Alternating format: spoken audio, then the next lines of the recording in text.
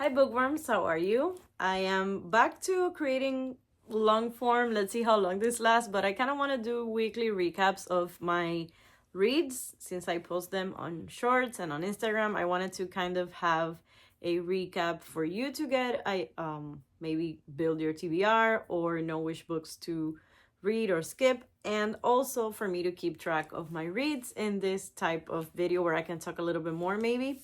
So yeah, I want to show you the ones that I got through this week. And yeah, so let's just go over them really quick. I will try to be as brief as possible, but also give you a little bit of my thoughts and details on the book. So first we have Beloved. This is by Toni Morrison. Toni Morrison is an author that I want to read 4 books by. She also has a couple of books on my modern classics bucket list, and Beloved is one of them. The other one was The Bluest Eye that I read as well and loved, and this was no different. I really loved this one as well, but I did prefer The Bluest Eye just because it was easier to follow. This one at the beginning, the prose, the way it's written, the writing style is so beautiful, but it's very complex, and it took me a little bit to get into it, but once I did, I was locked in, and this is a very, very, very good book that I highly recommend. It's kind of a ghost story, but in a very different way. This deals with the aftermath of slavery and the guilt that people carry throughout their lives for the decisions that were made in such horrible times, and how that guilt can be kind of haunting in a way that is not only it's very literal as well. So yeah, very good book. I highly recommend it. Then we have Mapping the Interior. This one is by Stephen Graham Jones, and it is a horror novella, very, very slim book, but it does have a lot to say. I loved it as well, and I highly recommend it. This one deals with a boy that one night while he's sleepwalking, he believes he sees his father that has been dead for a while, and so he falls into this not quest, but he kind of wants to see if what he saw was truly his father, what it was he dreaming, what, all of that. And as slim as this is, it deals with Native American culture, this boy's responsibility within his own family. This is a story of brotherhood and legacy and a lot of beautiful things. It is also quite spooky a little bit, and I again highly recommended this one. I also really liked. Then we have one that was kind of a flop for me this week. This is The Clinic by Kate Quinn, and this is a very long book. It's part of Aardvark book box.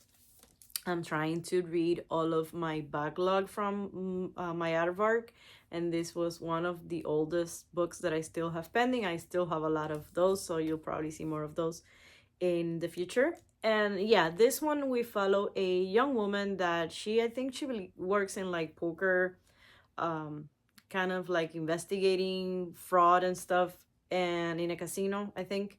And her sister is this famous actress that is in this clinic. She goes there for rehab, and she dies while she's inside this clinic. It's become this huge headlines, and our main character has to go into the clinic to investigate what happened to her sister, because she doesn't believe this was an accidental death or a suicide, which is what they are making it seem, or something like that. She goes into the clinic. I believe I judged this one by the cover. I expected it to be more gothic and spooky. This is very modern. She goes into the clinic to investigate, and the book takes on from there. I don't recommend it. I think it dragged in the middle.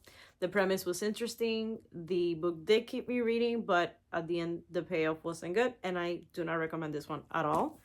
Then we have, we have American Psycho. I finally got to American Psycho. This is a book that is also in my bucket list of modern classics and transgressive fiction that I want to read.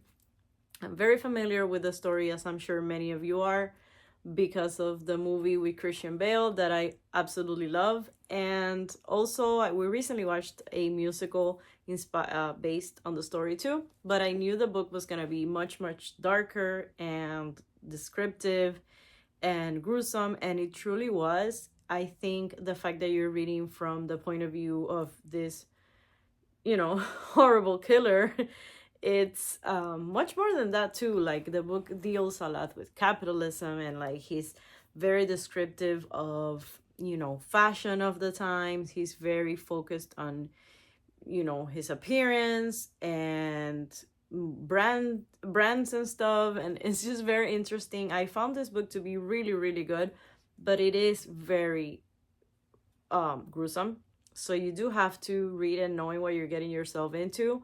But I did find that it had a lot to say, and I highly recommend it, and I'm glad that I finally got to read it. I don't think I will ever read this again, but I highly recommend it. And then we have our The Mountain in the Sea. This is a science fiction book. It's also very thick, but this one reads really fast. I mentioned in my short form review that if you think about the movie The Arrival, where I think it's with Amy Adams, that you have the scientists kind of communicating with the aliens. Well, in this one, instead of aliens, switch it up for an octopus or an octopus species. I found it very interesting. It does have these sections before the chapters that I found super super interesting. I don't know if you're familiar with octopus, but I find them super how do you say it? Very fascinating. That's the word. And this book gives you a lot of that, but I think that is also what takes away from it. I finished it, I liked it, but I don't recommend this one. It feels like a textbook lesson on these amazing creatures, and for that reason I don't recommend it.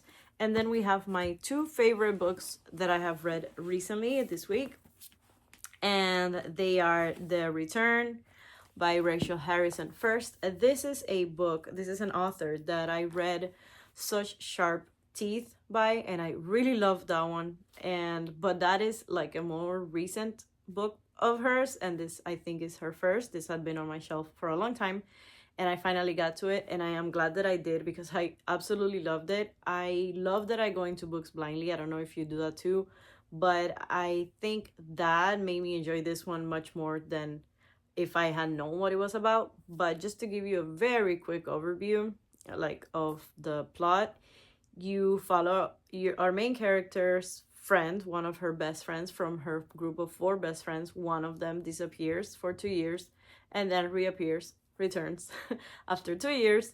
And when she returns, she's a little changed, a little different. And so this group of 4 friends goes into this girls' weekend at a resort to kind of reconnect after the friend has returned, and things go from there. I recommend that you go into this one completely blind, aside from what I told you, which is very like the basic plot. I think you will really enjoy it too. I highly recommend that you put this on your list, and I cannot wait to read the rest of her books that I have them all on my shelf, because this one was really really good. And then we have Our Spoons Came from Woolworths. This is another classic. This one is by Barbara Cummins, and I fell in love with this book so much that I now want to read all of her books as well. I think this book was published in 1950, but it is set in the 1930s in England during, I believe, the Depression or right after the Depression.